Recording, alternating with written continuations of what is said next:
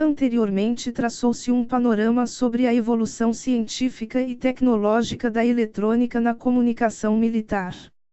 Entretanto, dentro deste avançado contexto tecnológico destaca-se um aspecto sobremaneira interessante, não somente pela sua simplicidade, engenhosidade, porém, também, pela sua versatilidade que somente o rádio como meio de comunicação poderia oferecer, no caso o chamado receptor de trincheira. À primeira vista pode-se pensar que tratava-se de um sofisticado aparelho desenvolvido nos mais avançados e secretos laboratórios das Forças Armadas, porém, na realidade nada mais é do que um simples receptor a cristal ou como é mais conhecido o rádio galena. Este por sua vez opera usando como detector das ondas hertzianas um pequeno pedaço do mineral conhecido como galena, ou seja, o sulfeto de chumbo. O receptor a cristal, como visto, detecta as ondas de rádio pelo princípio da retificação, descoberto em 1903,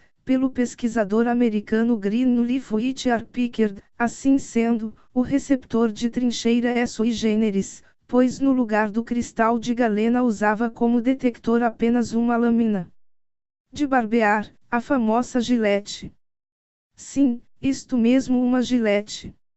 Hoje substituída pelos barbeadores descartáveis, a gilete tinha a capacidade de detectar ondas de rádio devido às características estruturais do aço empregado na sua fabricação, que atua como elemento de retificação, ou seja, a condução em um sentido.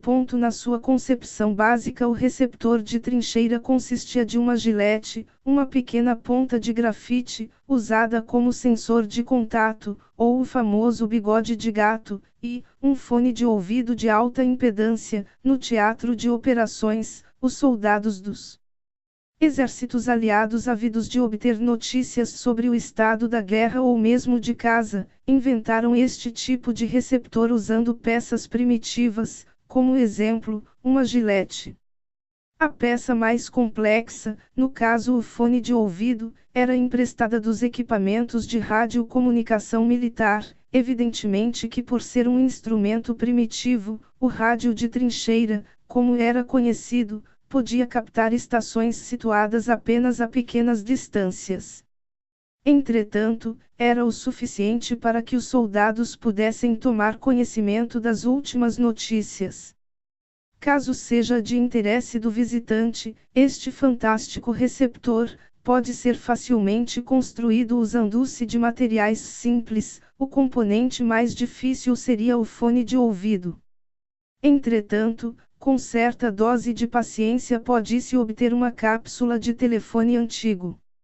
Esta, por ter alta impedância, adapta-se perfeitamente à finalidade e, geralmente, é encontrada nos auriculares destes aparelhos. Experimente.